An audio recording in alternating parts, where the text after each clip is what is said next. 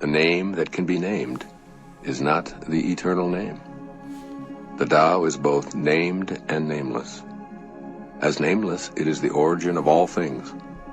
As named, it is the mother of 10,000 things. Ever desireless, one can see the mystery. Ever desiring, one sees only the manifestations. And the mystery itself is the doorway to all understanding. Unquote. Living the mystery. In this opening verse of the Dao de Chang, Lao Tzu tells us that the Tao is both named and nameless. This sounds paradoxical to our Western intellect, and it is. Paradoxical thinking is embedded in Eastern concepts such as yin and yang, or the feminine and the masculine, and where things are comfortably described as both this and that. We in the West, by contrast, tend to view opposites as incompatible concepts that contradict each other. Yet this book is asking that we change our ingrained ways of thinking and see how our lives change as a result. The Tao is an unknowable, unseeable realm where everything originates, while at the same time the Tao is invisibly within everything. When we desire to see this invisibleness, this mystery, we attempt to define it in terms of the outer world of form, what Lao Tzu calls the 10,000 things. He counsels us that letting go of trying to see the mystery will actually allow us to see it. Or as I like to think of it, let go and let God. But how can we do that? One way is to permit ourselves to practice more paradoxical thinking by recognizing that desiring, or wanting, and desireless, allowing, are different and the same, rather like the mysterious ends of a continuum. Desiring is the physical expression of creating conditions that allow us to be receptive. That is, it's in the world preparation for receiving. According to Lao Tzu, wanting to know or see the mystery of the Tao will reveal evidence of it in a variety of manifestations, but not the mystery itself. But this isn't a dead end. From this ground of desiring, the flowering of the mysterious Tao grows. It's as if wanting transforms into effortless allowing. Desiring, one sees the manifestations. Desireless, one can see the mystery itself. When we tune into what Lao Tzu is telling us, it becomes readily apparent that our world produces abundant examples of this paradoxical process. Think of gardening and desiring those luscious homegrown tomatoes or spring daffodils. Allowing them to grow is ultimately what happens. Now think of the things in life that involve wanting and how they differ from allowing. Wanting to go to sleep, for instance, rather than going to sleep. Wanting to diet rather than dieting. Wanting to love rather than loving. In this reference to the Tao, desireless means trusting, permitting, and allowing. Desire is both the beginning and the ground of desirelessness. Yet wanting is also the beginning and the ground of allowing. They are the same, and they are different. Pay attention to times when you can feel in your body where you are on the continuum between desiring and allowing, or trying and doing. Trying to play the piano, drive the car, or ride the bicycle is the same as and different from actually playing the piano, driving the car, and riding the bicycle. Once these outer world activities are desired and learned, there's a time when allowing is what you do. The point here is to recognize the difference in your body between trying and allowing, and to then become aware of the effortless sensation of the latter. This practice will also lead to a greater awareness of the invisible mystery and the 10,000 things which are the visible phenomenon of our world. The 10,000 things that Lao Tzu refers to represent the categorized, classified, and scientifically named objects of the earth, which help us to communicate and identify what we're talking and thinking about. Yet for all our technological expertise and scientific categorization, we can never truly create a human eye or liver or even a grain of wheat for that matter.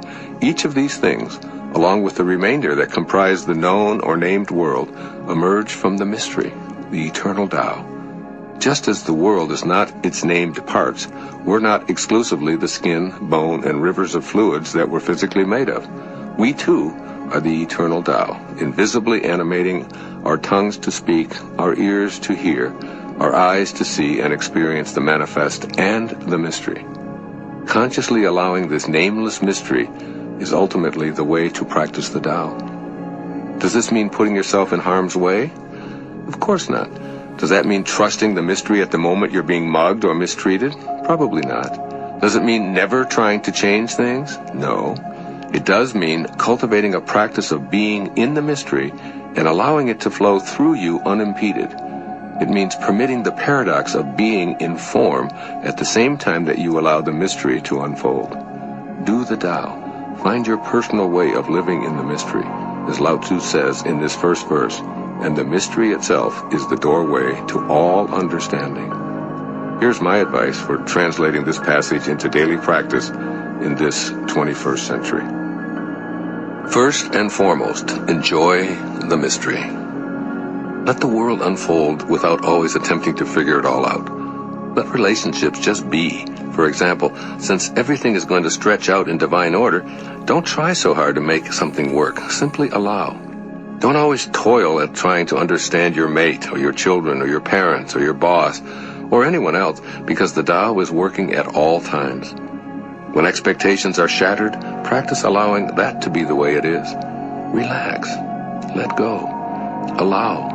And recognize that some of your desires are about how you think your world should be, rather than how it is at that moment. Become an astute observer. Judge less and listen more. Take time to open your mind to the fascinating mystery and uncertainty that we all experience. And then, practice letting go of always naming and labeling. The labeling process is what most of us were taught in school. We studied hard to be able to define things correctly in order to get what we called high grades. Most educational institutions insisted on identifying everything, leading to a tag that distinguished us graduates with knowledge of specific categories. Yet we know, without anyone telling us, that there's no title or degree or distinguishing label that truly defines us. In the same way that water is not the word water any more than it is agua, vase, or H2O. Nothing in this universe is what it's named. In spite of our endless categorizations, each animal, flower, mineral, and human can never truly be described. In the same way, the Tao tells us that the name that can be named is not the eternal name. We must bask in the magnificence of what is seen and sensed, instead of always memorizing and categorizing. Do the Tao now. At some point today, notice an instant of annoyance or irritation you have with another person or situation. Decide to do the Tao, or practice the way, in that moment by turning inward with curiosity about where you are on the continuum between desire and allowing. Permit the paradox of wanting the irritant to vanish and allowing it to be what it is. Look inward for it in your thoughts and allow yourself to feel it wherever it is and however it moves in your body. Turn all of your attention to becoming open-minded, allowing permissiveness to befriend the mystery within yourself. Notice how the feeling manifests itself, perhaps doing loop-de-loops in your stomach, giving a rigidness to your skeleton, making your heart pound, or tightening your throat. Wherever it is, allow it as an enigmatic messenger within you, and give it non-judgmental attention. Notice the desire for the feeling to disappear, and allow it to be monitored compassionately by you. Accept whatever comes. Encounter the mystery within without labeling, explaining, or defending. It's a subtle distinction at first, which you must take personal responsibility for identifying. You alone can prepare the ground of your being for the experience of living the mystery. Second verse of the Dao de Chang. Quote, "Under heaven all can see beauty as beauty, only because there is ugliness. All can know good as good, only because there is evil. Being and non-being produce each other. The difficult is born in the easy. Long is defined by short, the high by the low. Before and after go along with each other. So the sage lives openly with apparent duality and paradoxical unity. The sage can act without effort and teach without words, nurturing things without possessing them. He works, but not for rewards. He competes, but not for results. When the work is done, it is forgotten. That is why it lasts forever." Unquote. Living the paradoxical unity. The concept of something or someone being beautiful is grounded in a belief system that promotes duality and judgment. This way of thinking is prevalent and commonplace for just about everybody in our culture, perhaps even having some value in society. I encourage you to explore the concept of paradoxical unity in this second verse of the Dao de Chang. By changing your thoughts, you can change your life and truly live the bliss of oneness. Has it ever occurred to you that beauty depends on something being identified as ugly? Therefore, the idea of beauty produces the idea of ugliness and vice versa. Just think of how many concepts in this duality belief system depend on opposites. A person isn't tall unless there's a belief system that includes short. Our idea of life couldn't exist without that of death. Day is the opposite of night. Male is the antithesis of female. What if you instead perceived all as a piece or a glimpse of the perfection of oneness? I think this is what Lao Tzu is suggesting with his description of the sage who lives openly with apparent duality and paradoxical unity. Imagine the perfect oneness coexisting in the apparent duality, where opposites are simply judgments made by human minds in the world of the 10,000 things. Surely the daffodil doesn't think that the daisy is prettier or uglier than it is, and the eagle and the mouse have no sense of the opposites we call life and death. The trees, flowers, and animals know not of ugliness or beauty. They simply are, in harmony with the eternal Tao, devoid of all judgment.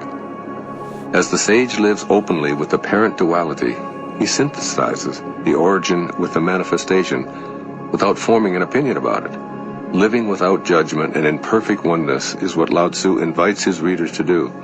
He invites our wisdom to combine perceived opposites and live a unified life. The perfection of the Tao is allowing apparent duality while seeing the unity that is reality. Life and death are identical. Virtue and sin are judgments needing both to identify either. These are the paradoxes of a unified life. This is living within the eternal Tao. Once the dichotomies or pairs of opposites are transcended, or at least seen for what they are, they flow in and out of